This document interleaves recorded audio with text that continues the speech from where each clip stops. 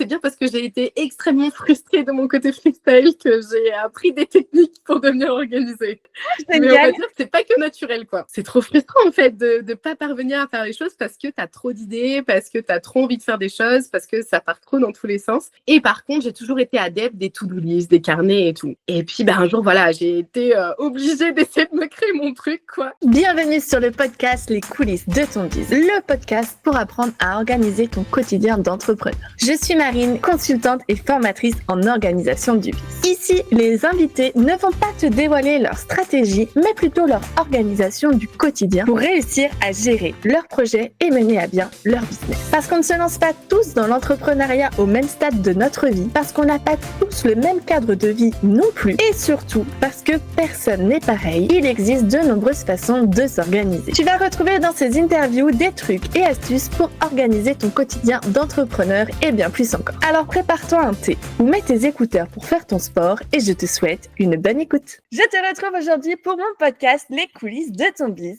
avec comme invité Nadia Monfray. Nadia, je te souhaite la bienvenue et dans un premier temps, je te laisse te présenter et nous dire depuis quand tu es lancée dans l'entrepreneuriat. Coucou Marine, merci déjà pour l'invitation. Écoute, l'entrepreneuriat et moi, une grande histoire. Mais en gros, suite à de nombreux soucis de santé ou voilà, j'ai eu une rupture conventionnelle avec mon métier salarié à l'époque. À la base, je voulais juste retourner dans les études et faire une formation complémentaire en informatique, etc. Je me suis retrouvée en fin de compte à faire des cours pour devenir webmaster. Webmaster, du coup, je me suis dit, mais c'est parfait. J'avais absolument plus envie d'avoir de collègues à ce moment-là. Donc, pourquoi pas me lancer à mon compte, moi, toute seule devant mon ordi chez moi, ça m'allait très, très bien. Donc, c'est comme ça, en fait, que j'ai mis un pied dans l'entrepreneuriat. Personne n'était entrepreneur et ne l'est toujours pas, d'ailleurs, dans mon entourage. Donc, c'était vraiment un truc un peu genre, bon, on verra bien, quoi. J'ai aussi, par le biais de cette formation, mis le pied dans les formations. Donc, j'ai commencé à me développer sur plein de choses. Et donc, comme j'ai commencé en webmaster, on était en 2015. J'ai ensuite été plus dans le graphisme. Ensuite, finalement, j'ai commencé à faire des accompagnements plutôt que de créer des sites web. Ensuite, j'ai eu ma fille qui, bon, voilà, est née grande préma. Donc, voilà, je me suis occupée pendant un peu plus d'1 an. Donc, grande pause et puis grande remise en question.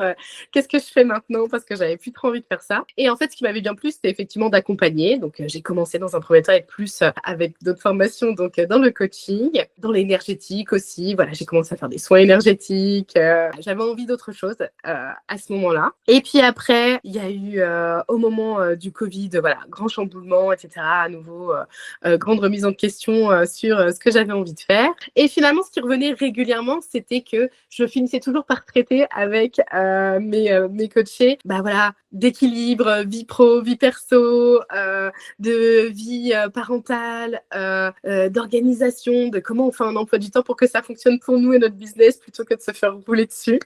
Donc, quel que soit le biais par lequel je le prenais, j'arrivais toujours à retourner autour de ces questions-là. Et voilà, après, j'ai fini par faire beaucoup plus axé sur l'organisation. Et puis, au-delà de l'organisation, en fait, c'est vraiment ma porte d'entrée, je me rends compte, pour aller discuter de connaissance de soi, quoi. Ça, c'est vraiment, voilà, mon truc qui m'émerveille toujours, c'est comment, ok, on vient là pour, j'ai besoin d'être plus organisée, j'ai besoin de me sentir moins débordée, finalement. Et comment on vient balayer, en fait, tout un tas de sujets qui sont beaucoup plus liés à notre fonctionnement, qui on est, qui on a envie d'être et comment on a envie de vivre tout ça au quotidien. Donc voilà. C'est génial.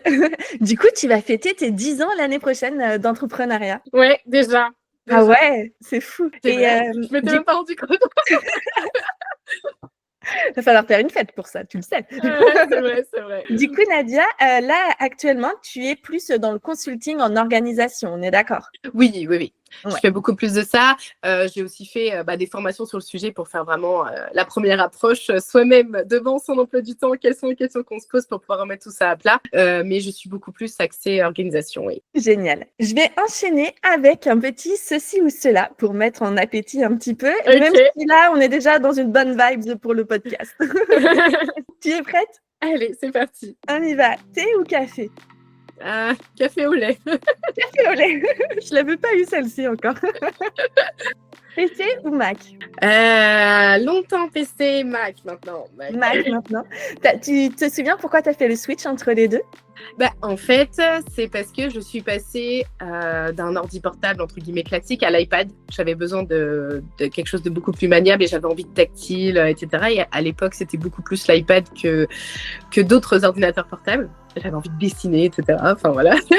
Et finalement, en étant passée à l'iPad et en ayant aussi déjà un iPhone, en fait, le lien entre ça et le Mac, c'est tellement plus simple pour plein de choses que j'ai fini par craquer pour le Mac aussi. Maintenant que j'ai un bureau, j'ai fini par avoir le Mac. Génial. Tu es plus travail du matin ou travail du soir? Ah, clairement du soir. Mais j'ai des enfants. Donc, on s'adapte. Mais beaucoup plus du soir. Tu es plus solo ou cowork? Ah, solo. Solo. Tu travailles chez toi ou ailleurs? Chez moi. En général, tu tutoies ou tu vois tes clients? Je tutoie. Tu es plus lecture ou série? Ah La réflexion.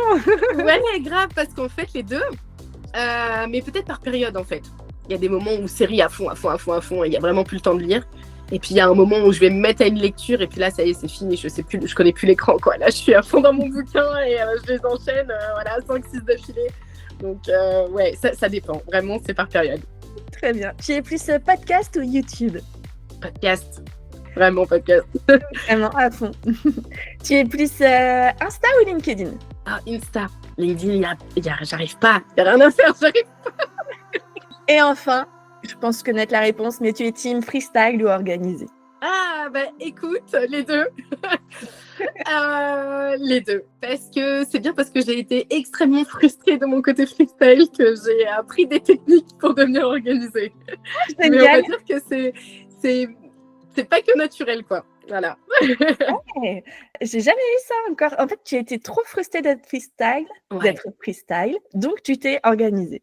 Je suis quelqu'un d'extrêmement éparpillé. Mais genre, vraiment. Genre, dans tous les sens, tout le temps. À un moment donné, c'est trop frustrant, en fait, de ne pas parvenir à faire les choses parce que tu as trop d'idées, parce que tu as trop envie de faire des choses, parce que ça part trop dans tous les sens. Et par contre, j'ai toujours été adepte des to-do list, des carnets et tout. Et puis, un jour, voilà, j'ai été obligée d'essayer de me créer mon truc, quoi. Et c'est passé par énormément de tests parce qu'en fait, c'est pour ça que je te dis c'est très sensible comme question, quelque part. Parce que j'ai fait mon premier emploi du temps, j'étais en CE1, quoi. Voilà, je savais que je voulais me lever. Mais ça, c'était la projection. Je voulais me lever à telle heure, je faisais tel truc, le petit-déj, je me préparais, j'allais à l'école, je revenais, d'abord les devoirs, ensuite... vraiment, mon calendrier de... mon emploi du temps de CE1, c'était militaire, quoi. Bien sûr, ça n'a pas fonctionné, puisque c'était militaire. Il suffisait que j'aille aux toilettes et j'étais déjà en retard sur mon emploi du temps, il y en allait, quoi, tu vois. Et en fait, mais voilà, avec toujours cette envie, tu vois, d'avoir un truc très structuré, d'être toujours très triste quelque part, de me dire « Ah, c'est encore trop rigide, ça me va pas du tout ». Et pourtant, j'y revenais. Et en fait, ça a été comme ça tout le temps, quoi. Et voilà, comme je disais un peu, la manière... d'amener un peu la connaissance de soi là-dedans, c'est finalement parce qu'à force de me dire ok, mais jamais ça fonctionne, c'est pas possible. Alors oui, pendant longtemps, j'ai cru que j'étais le problème, qu'à un moment, je me dis ok, j'accepte, je suis le problème. Et donc quoi? C'est quoi en vrai le problème? En fait, ça répond pas à ma question, comment je fais concrètement là. Donc voilà, du coup, d'aller essayer des choses, justement, aller voir, je suis plus du matin, plus du soir et tout, et puis de réajuster et tout, et pour pouvoir finir des choses, quoi. Sinon, c'était mais la porte ouverte à toutes les fenêtres tout le temps de tous les projets, quoi. J'adore cette approche. On va rentrer dans le vif du sujet maintenant de notre petite interview. Dis-moi, Nadia, maintenant que tu as un emploi du temps en béton, et que ce n'est pas militaire, on est d'accord. Oui, quel est le temps de travail que tu fais approximativement par semaine? Je dirais en moyenne 25 heures. À peu près. Oh non, plus proche de 20 en vrai. Plus proche de 20 parce que généralement le mercredi c'est du bonus et donc quasiment pas le mercredi. Donc plutôt 20. Après, il y a des moments de rush intense. Genre, je me suis mis une deadline et j'avais calculé des imprévus et il y en a un peu plus qui se sont invités. Donc là, ouais, je suis capable de bosser. En vrai, je peux bosser jusqu'à 2h du matin sans aucun souci. Mais pour des raisons de santé mentale et du fait de pouvoir gérer mes enfants quand même à un moment donné dans la journée, je ne fais pas ça. Et du coup, quand tu dis que tu prends des moments tampons en fait dans tes projets, sur quoi tu pars toi en temps approximatif à prendre? Je laisse toujours minimum 30% de mon emploi du temps libre. Parce que déjà, ne serait-ce, j'ai des enfants petits. Alors petits, ils ont 3 ans, bientôt et demi, c'est important, et 7 Ouais, ans. non, Et 7 ans, et donc on n'est pas à l'abri du fameux appel: «Votre enfant fait de la fièvre». Mais oui, mais ça tombe parfaitement bien, je n'avais pas du tout de choses de prévues aujourd'hui. Donc voilà, ça arrive, et donc il faut savoir que ça va arriver, mais on sait jamais quand. c'est le but du jeu. Voilà, c'est ça. Et ouais, et puis les choses tout simplement où justement je suis pas à l'abri de la nouvelle idée sous la douche, en me disant non, non, non, non, non, je la note, je la ferai plus tard. Et puis elle est là et elle me hante. Bon, allez, je m'occupe de toi 5 minutes et après on passe à autre chose. Juste histoire que je note toutes les idées que j'ai eues. Voilà, Oui, en fait, ça fait 2 heures que je suis en train de noter des idées. exactement. Exactement. Dis-moi, Nadia, est-ce que tu as des prestataires? Non. Non, Non, tu es 100% solo.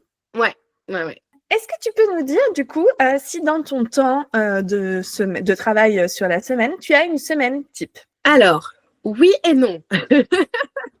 C'est-à-dire que c'est un peu comme ce que je disais tout à l'heure avec le fait d'être très militaire. Maintenant, en gros, j'ai des gros blocs, mais au cours desquels je m'autorise à switcher en fait dans ma semaine. Je sais que dans ces moments-là, par exemple, je te dis n'importe quoi, le matin avant 10h, par exemple, ne me demande pas de me concentrer sur un truc. Voilà, tout simplement. C'est quelqu'un d'histoire, il faut le rappeler. Voilà. Non, mais c'est vrai que moi, avant 10h, je peux pas, en fait. Donc, si jamais je suis réveillée blanc plus tôt et qu'à 9h, je suis devant mon ordi, bah, tant mieux, tu vois, c'est du bonus. Je ferai quand même pas un truc où j'ai besoin de réfléchir, mais tu vois, c'est du bonus. Je peux prendre dans la fameuse pile des choses à faire qu'on n'a pas pris le temps de faire. Mais voilà, donc je sais que j'ai des blocs où je sais que c'est plus facile pour moi d'être concentrée, c'est plus facile pour moi de traiter telle ou telle tâche, tu vois, ou mes rendez-vous, tout simplement. Je sais que je ne proposerai pas un rendez-vous, comme je disais, voilà, avant 10h. Si je vais être au taquet avec ma cliente, c'est pas possible en fait. Je peux pas. Mon cerveau, il va juste pas répondre, quoi. Donc voilà, et je sais que voilà, j'ai des moments clés comme ça. Moi, par exemple, je sais qu'il y a beaucoup de personnes autour de 14h, tout ça, c'est un grand coup de barre parce que après le déjeuner, il y a des gens, voilà, ils ont un petit coup de mou. Moi, je suis au taquet de fond. Moi, ma journée, elle pourrait idéalement, sans enfants, sans contraintes sociétales ou quoi, je pourrais bosser de 11h à 22h presque non-stop et organiser le reste autour. Bon voilà, après il s'avère que j'ai une vie, donc je fais en sorte de pouvoir faire différemment. Mais ouais, idéalement c'est ça en fait. Donc je sais très bien que voilà, de 11h à 15h, un truc où j'ai besoin de me concentrer à fond, et j'y vais. Donc voilà, en gros je connais mes blocs dans ma semaine. Je sais qu'un lundi matin, j'ai besoin de commencer avec un truc chill, quoi. Ou un truc, pas forcément chill, mais un truc qui me plaît, quoi. Moi, je tape pas ma compta le lundi à 10h, quoi. Tu vois, je veux dire, je sais que c'est un truc qui me saoule. Je sais aussi que j'ai besoin de le faire, tu vois, c'est nécessaire. C'est dans mon travail d'entrepreneuse. Tout à l'heure, on parlait du fait d'avoir des prestataires et tout. Pour l'instant, je fais tout toute seule parce que, bah, voilà, j'ai pas besoin de plus. Mais c'est relou. Enfin, c'est pas un truc qui me plaît, en tout cas. Bah, du coup, non, je fais pas ça un lundi matin à 10h, quoi. Parce que ça, c'est le meilleur moyen de me faire commencer ma journée à 17h le lundi, quoi. Procrastiner le plus possible pour dire, à un moment donné, Nadia, faut vraiment s'y mettre. Génial. D'ailleurs, du coup, ton administratif, tu le fais quand dans ta semaine? Bah, je suis généralement plus motivée le jeudi. En vrai, c'est un peu comme pour tout chez moi. J'appelle ça la méthode sandwich. Mais en gros, c'est un peu ça tout le temps pour moi. J'ai besoin de commencer avec un truc qui me plaît, qui me mette en énergie, voilà, tu vois, comme ça, vraiment, ma motivation, elle est au taquet. Tu vois. Je sais qu'après, je peux mettre un truc un peu relou qui est nécessaire parce que voilà, mais que voilà, qu'il faut faire, mais qui me saoule. Donc là, je le mets là. Ça peut aussi être du ménage. Et puis après, je sais après que je mets un truc qui me plaît à nouveau. Comme ça, quand tu sors dans le truc relou, tu vois, et que je sens que ça descend, je sais aussi qu'après, il y a le truc bien. Tu vois. Donc, moi, je ne peux pas faire le fameux avale ton crapaud là en premier. Parce que, comme je te disais juste avant, c'est le meilleur moyen pour que je commence à 17h, quoi. Je vais te repousser le truc jusqu'au bout de ma journée, le plus possible. Et à l'inverse, je ne peux pas laisser pour la fin non plus, quoi. Meilleur moyen de me faire déprimer. Finir ma journée en mode, mais pourquoi je m'inflige ça? La méthode dont tu parles, c'est la méthode Eat the Frog. Moi, je l'appelle manger la Ouais. grenouille. Ouais, c'est ça. Ouais. C'est marrant, cette méthode, elle est pas souvent connue par les personnes que j'interviewe. Et moi, c'est ma méthode préférée, tu vois, à l'inverse de ça. Si j'ai vraiment le truc à faire que je procrastine, je le sais toujours, eh ben, je vais commencer par ça le matin. Parce que... Ah, mais du coup, et t'arrives à t'y mettre, quoi. Moi, c'est incroyable. Mais j'admire toutes ces personnes pour qui ça fonctionne. Ouais. Le nombre de fois où j'ai essayé, mais ça me lance pas du tout. Hein. Ouais, alors que moi, tu vois, je suis plus en mode récompense après, tu vois. Ouais. J'ai fait le plus gros, le plus chiant, le plus compliqué, et après, Ça y est, Ouais. j'ai une super journée qui m'attend et le soir, généralement, j'ai oublié que j'avais fait un truc, hyper chiant le matin. Ouais, je vois. Ah, mais sur le papier, je trouve ça admirable. Ah, moi, dans les faits, ça fonctionne tellement pas comme ça. Mais du coup, ouais, voilà, c'est vrai que c'est un peu ça, en fait. Tu fais un peu le mange ton crapaud, tu vois, mais enfin, bon, En méthode sandwich. mais voilà, avec quand même le petit truc qui me permet d'avoir de l'élan de me lancer, parce que sinon c'est mort. Dis-moi, du coup, comment tu vas gérer maintenant toute ta partie, mail et appels découvertes, des choses comme ça, tes coachings, Ouais. comment tu gères ça? Alors, la partie mail, ça aussi, c'est un truc très obscur. C'est-à-dire que ça va être assez réglé dans ma journée. C'est-à-dire que, par exemple, sauf si je commence, comme j'ai dit, les rares fois où j'arrive à me mettre devant mon ordi un peu plus tôt, qu'il est 9h, 9h30, alors que j'ai rien de prévu avant 10h, ouais, je vais jeter un petit coup d'œil vite fait, histoire de voir un peu où ça en est, etc. Mais généralement, c'est quand même plus autour du repas, quoi, autour du déjeuner. Avant d'aller déjeuner, après d'être revenu déjeuner, là, je regarde. Je fais vraiment un check. Si je suis pas à fond dans une tâche, je fais un petit check une demi-heure avant tout arrêter pour avant chercher. Une demi-heure avant de tout arrêter pour aller chercher les enfants. Mais j'aime pas trop à ce moment-là parce que j'ai toujours la petite crainte de si le truc urgent arrive là, ça va me stresser de fou. Par contre, après, j'ai trop de mails. Mais là, après, c'est plus, tu sais, au niveau publicité, newsletter et tout ça. Ça, par contre, je sais que j'ai trop. Et ça, par contre, c'est vraiment dans ma pioche. OK, quand j'ai 5 minutes, je m'y mets. Les gens organisés en PLS, quand on ouvre ma boîte mail, tu vois, il y a le fameux truc plus de 1000 mails non lus. Alors, ah ouais, non, mais du coup, tu sais, je Le fais un vois peu pas. l'autruche. Non, mais je fais clairement l'autruche, dans le sens où je suis du genre carrément à retirer les pastilles, les trucs et tout. Alors, autant sur mes messages, je les garde parce que j'ai besoin d'être sûre que j'ai répondu à tous mes messages, WhatsApp, etc. Autant j'ai retiré toutes les notifs. Parce que le coup d'avoir la pastille avec le marqué 17 sur Insta, les mails, les trucs, ça me stresse trop, c'est pas possible. Et je peux pas finir ma journée s'il y a des pastilles, en fait, tu vois. Genre, il y a des périodes où j'ai beaucoup d'échanges sur Discord et tout. Je peux pas finir ma journée si j'ai pas fini avec une notif Discord, tu vois. Donc, je peux pas, en fait, que ce soit aussi visuel. Si je veux finir ma journée dans les temps et m'écouter et être disciplinée, je suis obligée de retirer ces notifications, tu vois. Ouais, tu vois, en fait, il y a tellement longtemps que je les ai supprimés de mon portable que je ne me souvenais même plus que ça existait. Mais oui, je vois bien, tu parles de la petite pastille rouge, là, avec écrit le nombre. Ouais, ça c'était mon angoisse. Au tout début, j'avais ça tout le temps parce que je voulais être au taquet, je voulais pouvoir répondre, je voulais voir. Mais les mails, ça va une telle vie. Dans la journée, je peux avoir, je sais pas, je te dis n'importe quoi, 30 à 40 mails d'accumuler entre les pubs, les newsletters, les machins, les trucs, etc. Donc rien d'urgent, là, on s'entend, hein. Je suis toujours en train de faire une petite passe rapide sur les trucs les plus urgents, mais des trucs en plus comme ça. Et à chaque fois, je me dis, Nadia, mais trie. Et c'est vrai, hein, il y a des moments, ça me prend, et puis flou, je me désinscris d'une 50aine de newsletters d'un coup parce que je prends pas le temps de les lire et quand je vois que ça fait 3 mois que j'en ai pas ouvert une, ça sert à rien en fait. Idéalement, tu vois, ça fait partie des fameux trucs où tu sais, j'ai le fantasme de la personne organisée qui serait inbox zéro, quoi. Ça, c'est mon rêve absolu. Alors que moi, tu vois, la inbox Mais zéro, j'arrive c'est pas. quelque chose qui m'angoisse. C'est vrai? Ouais, j'ai l'impression de rien avoir à faire. Ok, oui, je vois. J'ai rarement plus de 30 mails dans ma boîte, Ouais, dans ouais, ma box. mais oui.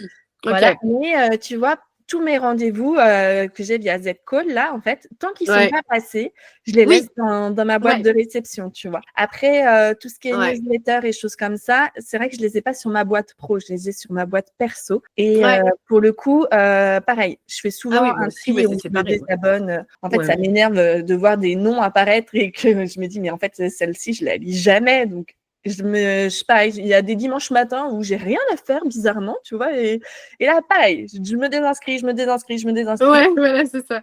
Et après tu te sens bien, tu vois. Ouais, non mais oui, c'est ça. De temps en temps, voilà, ça me prend. J'ai un peu de temps, je me dis, allez, c'est maintenant. Je supprime des mails, je me désinscris. Wouh. Et 5 jours après, je vois 250 mails non lus.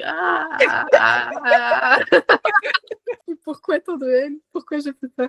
Mais voilà, et en même temps, c'est vrai qu'au moment où je vais pour me désinscrire, je n'ai pas à cœur, tu vois, c'est des trucs que j'aime, que je trouve intéressants et tout. Donc voilà, il y a des rares fois où je me dis, allez, je me désinscris, je garde qu'un mail pour me dire, voilà, si un jour vraiment tu es intéressé à nouveau par. Je me dis, tiens, ça fait longtemps que j'ai pas lu cette personne, ok, je me réinscrirai à sa newsletter et tout. Au final, non, il y a déjà trop de trucs partout dans tous les sens, donc je finis par être que sur les mêmes personnes. Dis-moi Nadia, maintenant, comment est-ce que tu gères tes projets? Alors, J'ai besoin que tu définisses ce que tu entends par gérer mes projets. Alors, j'entends par là, tu as un nouveau super projet. Comment tu fais? Est-ce que tu as un vivier dans lequel tu vas venir piocher? Est-ce que c'est quelque chose qui est déjà défini, tu vois, à l'avance? Tu sais que en janvier, tu vas attaquer tel projet. Est-ce que D'accord. c'est oh tiens, cette idée, elle est géniale. Allez, bim, je décale tout le reste et je m'y mets. Est-ce que tu as un support, des papiers, notions, Ouais. autres? Voilà. Vraiment, Ok. comment tu gères ça? Ok. Alors, un peu de tout ça. Je sais à peu près à quel moment dans mon année je vais avoir des envies de faire un lancement, tu vois. Maintenant que j'en ai fait plusieurs, je sais qu'il y a des moments où je suis voilà, fatiguée de mon année et non. Et des moments où voilà, je sens que l'énergie est là et j'ai envie. Et généralement, c'est quand même aux mêmes périodes. Donc en gros, ce que j'ai, c'est que, comme je te disais, les idées, les projets et tout, ça arrive n'importe quand. Donc j'ai quand même ma fameuse liste, mon fameux vivier où je note. En fait, il y a des moments dans mon année où je me dis, OK, là, c'est le moment où je refais une petite passe sur mes idées et mes projets. Est-ce qu'il y a quelque chose qui a envie de naître maintenant, quoi? En gros, est-ce qu'il y a vraiment quelque chose de concret qui arrive là? Et il arrive quand même, et là, c'est le fameux espace à idées persistantes. Comme je sais aussi qu'il y en a certaines qui s'accrochent très très fort, qui n'ont pas du tout envie d'attendre dans 2 mois quand je ferai le point. Et ben j'ai quand même un petit espace qui me permet à une idée exceptionnellement de venir s'émerger là dans mon emploi du temps. En gros, ça a été le meilleur moyen pour moi de gérer justement ces entrées permanentes dans mon cerveau. Et voilà. Et en fait, après, je suis sur Notion pour plein de choses. Et en même temps, j'adore les carnets, quoi. Il y a des choses que je trouve ça plus pratique sur Notion et d'autres sur papier. On va dire que pour tout ce qui est brainstorming et tout ça, j'aime avoir mon cahier, ma feuille, mettre ça dans tous les sens, etc. On peut le faire aussi, hein, par exemple sur l'iPad, je sais, il y a plein de trucs pour faire du brainstorming un peu dans tous les sens et tout, mais ça me rend pas pareil quand même que sur papier. Ou après, j'aime avoir sous les yeux, ok, hyper visuel, je sais dans quel sens je suis partie et tout. Et après, par contre, dès que c'est beaucoup plus posé, structuré, par exemple pour créer ma formation, tu vois, j'avais tout dans tous les sens, etc. Et par contre, après, c'est dans Notion que je suis venue mettre, ok, bah, le sommaire logique pour moi, ce sera tac, tac, tac. On va d'abord voir ça, on va d'abord voir ça et tout. Et donc, une fois que c'est beaucoup plus structuré, tout simplement, bah, là, ça passe sur Notion, quoi. Génial. C'est ça ce que je voulais savoir. Très bien. Et du coup, on va attaquer une nouvelle partie. Comment tu gères ta communication? Ah, ça aussi, c'est des je t'aime moi non plus. Ah oui. J'aime autant que je déteste ça. C'est-à-dire que pour tout ce qui est la partie créative, les idées et tout, ça, il n'y a pas de problème, j'adore. C'est-à-dire que j'ai essayé à un moment donné de me dire, OK, ça devient trop chronophage pour moi d'être sur Insta et tout, on m'arrête tout, etc. Et en fait, ça me manque. Donc, je me rends bien compte que non, il y a quand même quelque chose là-dedans qui me donne envie de rester, en fait. J'adore quand même créer ça dans une certaine mesure. Et puis, il y a des moments où, en fait, voilà, le côté trop chronophage et le côté, en fait, il y a eu longtemps où j'ai eu cette impression de dépenser énormément d'énergie pour peu de résultats. Et je pense que ça, à un moment donné, ça m'a un peu épuisée, en fait. J'adorais faire ça, mais c'est vrai que passer 2 heures de mon temps à créer un Reels, un carousel, je sais pas quoi, et puis que ça dure, voilà, au bout de 2 jours, il n'y a plus personne qui le voit et tout. Il y a eu un moment comme ça, un peu genre, mais pourquoi, en fait? Et là, j'arrive à être un peu plus ces derniers temps. Alors, c'est pas du tout flagrant sur mon compte en ce moment même, mais j'arrive un peu plus à me dire, OK, on crée sur tel sujet. Et après, en fait, c'est toujours la même chose avec moi, hein. C'est-à-dire qu'un truc trop structuré, par exemple, il y a des personnes qui arrivent à créer, tu vois, je te dis n'importe quoi, en 2 jours, tout leur contenu pour le mois. Ça, je peux pas faire ça. Parce qu'en fait, il va y avoir un jour, mais j'ai pas envie de. Non, c'est pas ça que j'ai envie de publier, en fait. Donc, ça va me frustrer, tu vois. Et en même temps, il y a une période où je faisais. C'était un challenge, tu sais, un jour, un Reels, un truc comme ça. Ouais. Et donc, tous les jours, je m'y mettais pour le jour même. Parce que j'avais pas eu d'idée en avance, etc. Finalement, je me retrouve à poster mes Reels. Il était genre 23h57. Alors, c'est bon, je l'ai posé pour le jour. Et c'était trop. Le fait que ce soit à la dernière minute me faisait poster, mais c'était pas satisfaisant non plus. Ouais. Donc en fait, j'ai réussi à trouver ce truc toujours pareil, un peu de juste milieu qui me convient bien, qui est que en gros, bah oui, j'ai mes grands piliers, oui, je sais comment aborder tel sujet, et je suis pas en fait stricte au point que bah si je te dis n'importe quoi, demain matin finalement je veux lancer sur tel sujet parce que en réaction avec mes enfants, il y a un truc qui m'a fait penser à et que ça fonctionne avec ce que je partage sur le compte, bah ok, c'est parti en fait. C'est vraiment de la structure flexible quoi. Génial. En gros, je sais. mais je suis pas à l'abri d'un truc décalé et ça me va, quoi. Et du coup, tu postes uniquement sur Instagram ou tu as d'autres réseaux Oui, sociaux? ouais, non, en ce moment que vraiment Insta. Ok, génial. Avec une envie depuis très longtemps de passer au podcast, mais pour l'instant, ça ne s'inscrit pas encore. Il n'y a pas encore une idée qui dure assez longtemps pour dire ok, je me vois faire plus de 10 épisodes, quoi. Donc, Génial. Celui-ci va être ton bouton poussoir. ouais. En tout cas, ça donne envie.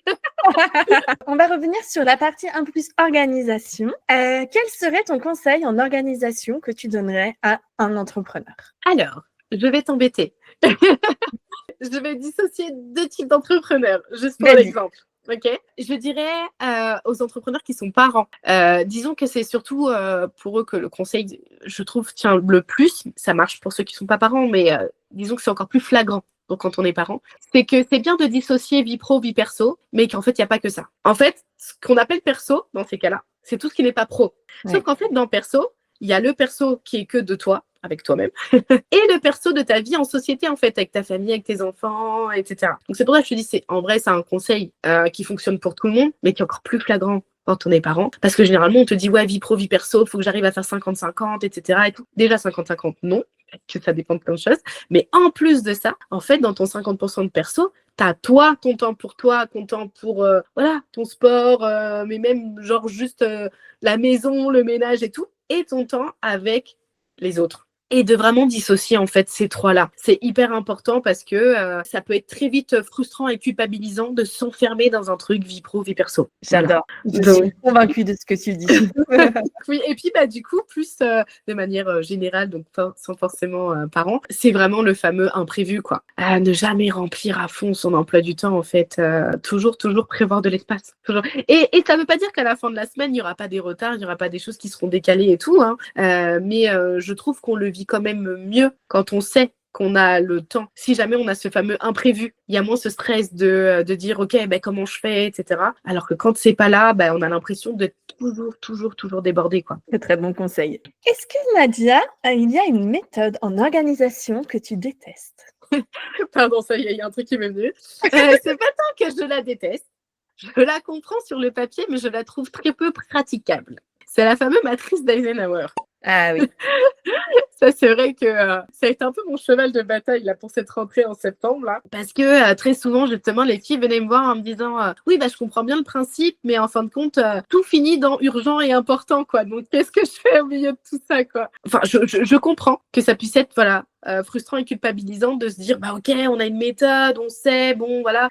Entre ceux qui se disent mes délégués, je peux pas trop faire. Bon, ok, à la rigueur, qu'on sépare les parties comme ça. Mais c'est vrai que quand on a même du mal, finalement, à prioriser dans le carré où il faut prioriser, finalement, le problème reste entier. Et là, on n'a pas forcément les clés pour sortir de ça. Finalement, on a un peu l'impression d'une impasse, quoi. Et c'est souvent donné un peu comme la réponse à tout. Oh, tu sais pas gérer tes priorités, mais t'inquiète, la matrice existe, regarde.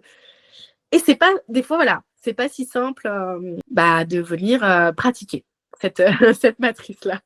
Je vois totalement de quoi tu parles. Je ne la travaille jamais, moi non plus. Comme tu dis, en fait, forcément, si j'ai quelque chose à faire, c'est que c'est un minimum important pour moi, tu vois. Et pareil, je sais qu'elle existe. Dans ma formation, je la mets en avant, je l'explique et tout, tous les bienfaits qu'elle a. Mais c'est pas mon plus grand kiff de l'utiliser non plus, tu vois. Je crois même que c'est quelque chose que je n'ai jamais mis en pratique, moi, de mon côté. J'ai essayé, hein, mais c'est vrai que finalement, tout finissait dans urgent et important. Et du coup, je me disais, en fait, je suis pas plus avancée, quoi. Qu'est-ce que je fais à partir de là? Ça m'a pas du tout aidé à prioriser tout ça. Dis-moi, est-ce que tu peux nous partager ton prochain projet et comment tu vas t'organiser pour le faire? Mon prochain projet est en cours de réflexion avec moi-même. Et justement, il fait partie un peu de ce visier-là qui existe, que je sais qui est là et qui me regarde tous les mois. J'aimerais vraiment revenir sur un accompagnement en fait qui soit un peu plus suivi. Et en fait, c'est là où je suis en train en fait de voir dans quelle mesure c'est pertinent de venir voir un peu tout ce que j'ai envie autour de tout ça, quoi. Comme je te disais un petit peu plus tôt, c'est vrai que pour moi, l'organisation, c'est vraiment une porte d'entrée vers la connaissance de soi. Et c'est vraiment un sujet que j'ai un peu plus envie d'aller explorer. Du coup, voilà, avec d'autres outils, le human design, etc. Des choses que j'aime aussi. Donc voilà, je suis en train de me demander dans quelle mesure ça pourrait être intéressant de faire un parcours comme ça. Après, au final, alors c'est non pas pour avoir alors son organisation sur mesure, oui, mais pas quelque chose de figé, parce que ça va évoluer dans le temps pour plein de raisons. Mais voilà, que ce soit en fait des questions où on sait. C'est pas tant qu'on a trouvé son organisation et que ça ne bouge plus, mais maintenant qu'on se connaît, ok, il y a des nouvelles problématiques, il y a un nouvel environnement, il y a les enfants qui avaient 3 ans, ils en ont 7, on s'en occupe pas de la même façon. Comment on réajuste son emploi du temps en fonction de tout ça, quoi. Génial, très très beau projet. Merci. Du coup, j'ai rajouté une question. Tu es la première à y passer. Attention, le challenge. Quelle est ta dernière sortie de zone de confort? Eh bien, travailler moins. En fait, je suis passée quand même par un moment assez compliqué au niveau santé là cet automne. En fait, ça s'est combiné avec un espèce de flou, voilà, sur ce que je voulais avoir évolué dans mon activité et voilà, un peu une quête un peu de sens tout d'un coup de dire ok. J'aime toujours ce que je fais. Au final, je me rends compte, comme je te dis, à chaque fois que je discute avec une entrepreneuse, je finis toujours par papoter en organisation. Donc, je sais bien que j'aime ça. Je sais bien qu'en plus, voilà, dans un accompagnement, dans un coaching, ça fonctionne, tu vois. Mais voilà, il me manquait un truc. Et cette perte de sens, elle est venue avec voilà, un grand épuisement dû à plein de choses. Et puis, je me suis retrouvée à m'acharner, quoi. À me dire, justement, tu vois, non, mais normalement, je travaille 20-25 heures, voilà, faut que je trouve j'y vais, etc. Et en fait, j'avais plus ni la motivation, ni l'énergie, en fait, tout simplement. Et donc, quelque part, la sortie de zone de confort, ça a été d'accepter de travailler moins avec tout ce que ça impliquait, parce que travailler moins concrètement, quand tu fais de l'accompagnement, c'est aussi gagner moins, c'est aussi, tu vois. Au début, je m'étais dit, oui, bon, je vais peut-être un peu plus me baser sur les formations et tout, mais finalement, faire de la publicité presque là-dessus, j'avais plus envie, tu vois. Il y a vraiment eu un truc comme ça de baisse de morale complète, quoi. Et donc, d'accepter que, ok, peut-être que j'étais dans un creux et que ça arrive, tu vois. Juste de me dire, ok, en fait, arrête de travailler, quoi. À un moment donné, je me suis dit, non, c'est pas possible pour plein de raisons. Je me suis dit, mais je vais droit dans le mur, quoi. Donc, qu'est-ce qu'on fait? Et donc, d'accepter de travailler genre vraiment beaucoup moins. Je faisais vraiment plus que ce qui était, à faire quelque part. C'est des choses dans lesquelles je m'étais engagée finalement et plus rien d'autre. Donc c'est pour ça qu'il y a eu un grand moment là, par exemple, j'ai arrêté de poster, j'ai arrêté de...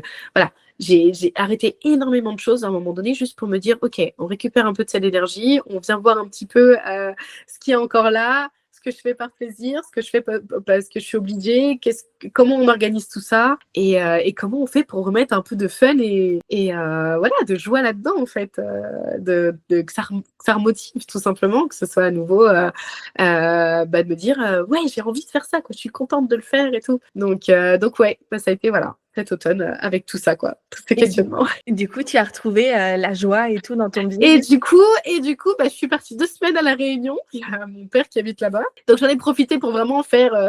c'est un peu comme la grande conclusion de mon moment sans travailler. De dire, je suis là-bas. Et encore, tu vois, j'étais là-bas et il y avait le Black Friday et tout. Et j'avais déjà prévu des opérations, des trucs, etc. Je me suis dit, non, mais Nadia, tu vas pas passer à côté.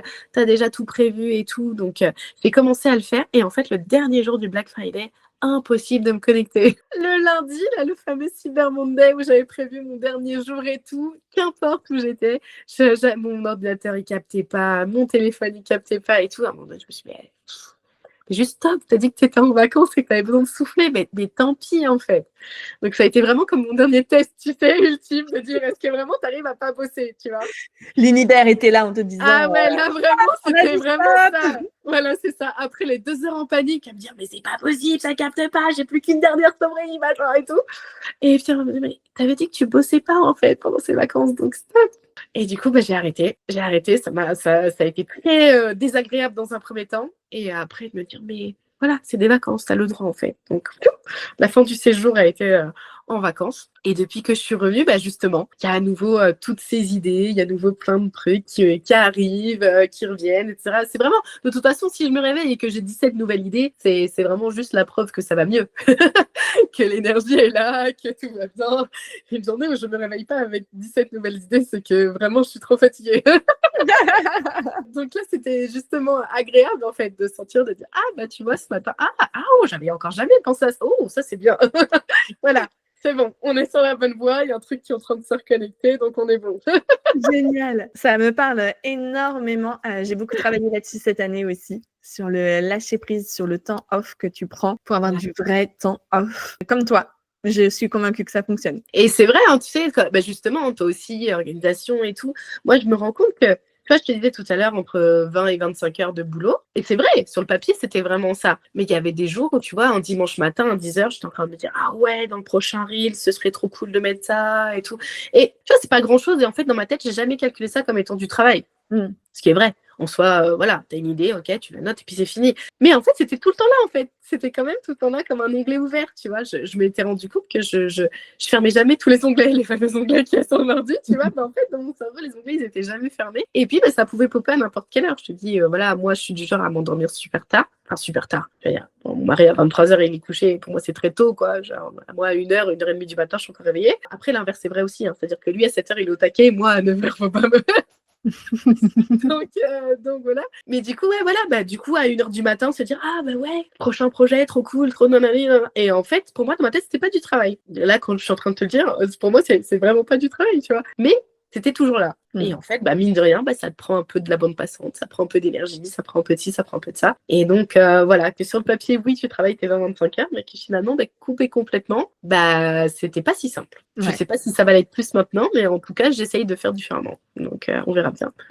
Génial. J'ai hâte de voir 2025 ce que ça va donner. Dis-moi, Nadia, si tu pouvais, enfin, tu vas pouvoir me poser une question, qu'est-ce que ce serait? En vrai, la question que j'allais te poser, tu as déjà un peu répondu, mais du coup, je vais la tourner différemment. Qu'est-ce que ce serait, toi, ton meilleur conseil en organisation comme ça quand on a plein de nouvelles idées?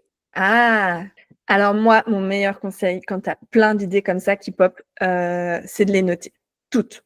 Toutes. Même celles qui te semblent complètement farfelues, complètement irréalisables, hors sujet par rapport à ton business. Note tout et tu verras plus tard. Tu vois, cette année, j'ai lancé ma papeterie avec ma to-do list. C'est une idée qui date de 2021. Et quand je l'ai notée en 2021, c'était inimaginable, un fantasme, tu vois, de faire ça, mais vraiment. Un délire avec une copine, quand je lui ai dit que je me lançais dans l'entrepreneuriat, elle me dit « Un jour, tu verras, tu vendras ta papeterie, t'aimes tellement ça et tout, en plus, t'es dans l'organisation et tout. » À l'époque, j'étais assistante virtuelle, donc pas du tout là-dedans. Et en fait, tous les ans, comme toi, je refais un point. Même moi, je le fais 2 fois l'année, tu vois. Je reprends ma liste d'idées dans tous les sens et je les classe toujours dans les idées, dans les à faire, dans les en cours. Parce qu'il y en a qui, du coup, deviennent en cours sans que je me rappelle qu'en fait, j'avais déjà eu cette idée en amont. Je vois.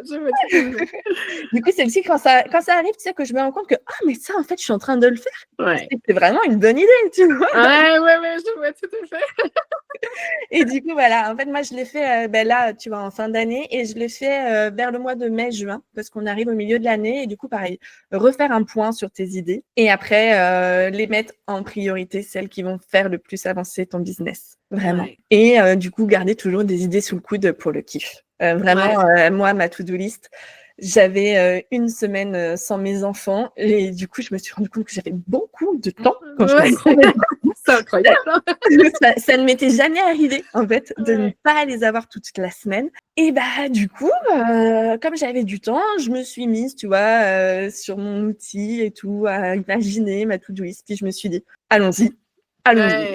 Et voilà. Et en fait, c'est ça, sélectionner tes idées qui vont le plus faire avancer ton business. Et après, garder des idées pour le kiff quand même. Trop cool. Mais voilà. Je suis entièrement d'accord avec ça. Moi aussi, je dis à tout le monde, notez tout. On ne sait jamais. C'est clair. Dis-moi, Nadia, est-ce que tu aurais un livre, un audio ou une vidéo que tu nous conseillerais pour notre business? Ah, c'est rigolo. Alors attends, parce qu'en fait, le truc qui m'est venu, et j'aurais jamais pensé que ça puisse être celui-là, mais celui qui est venu, c'est de Dale Carnegie, du coup, Comment se faire des amis, là. Oui. C'est ça le titre, voilà. Alors, j'aurais jamais pensé que ce soit ce livre-là qui vienne, tu vois. Et en même temps, il y a vraiment plein de bons conseils quand on se lance dans l'entrepreneuriat, je trouve, dans ce livre, en vrai. Complètement. Je C'est l'ai très lu aussi au intemporel. début. Il est dingue. Ouais, ouais. Je trouve que le nom en français est horrible. Mais, non, mais tu sais, c'est le genre de truc que tu t'affiches pas dans le métro, tu sais. Je crois que c'est le truc, c'est Comment se faire des amis ou un truc Oui, comme c'est ça, tu ça, sais, c'est le titre en exactement français. ça. Quand je l'avais mis sur ma Mais... liste de Noël, j'avais marqué je veux le livre de Dale Carnegie, c'est ça, Oui, Carnegie ou Comment Carnegie, se je faire crois. des amis. Je me souviens, ma sœur qui me fait mais t'as déjà des amis. Ça fait vraiment la personne isolée qui essaye de faire du contact avec les gens. S'il vous plaît, soyez amis avec moi, comme sur Facebook. Devenons amis. Mais donc ouais, je trouve que le nom est horrible en français, mais je trouve qu'il y a vraiment plein de bonnes idées en fait, et des choses qui sont très cohérentes finalement. On se dit mais oui, c'est logique de ouf, et en même temps très simple à appliquer quand c'est pas habituel chez toi. Donc c'était ouais. Ouais. Je sais pas si j'aurais vraiment répondu ça à cette question, voilà, mais spontanément c'est ce qui m'est venu. Donc... C'est pour ça que je garde toujours des questions spontanées. Ouais. Et tu vois, il faut quand même qu'on le souligne pour les gens qui ne connaissent pas ce livre. C'est un livre en fait qui t'apprend la communication Oui, verbale avec c'est ça. avec d'autres personnes. Le fait en fait d'écouter la personne quand elle te parle et de ne pas toujours l'interrompre, etc. Et de poser Ouais. des questions, d'aller creuser vers les gens.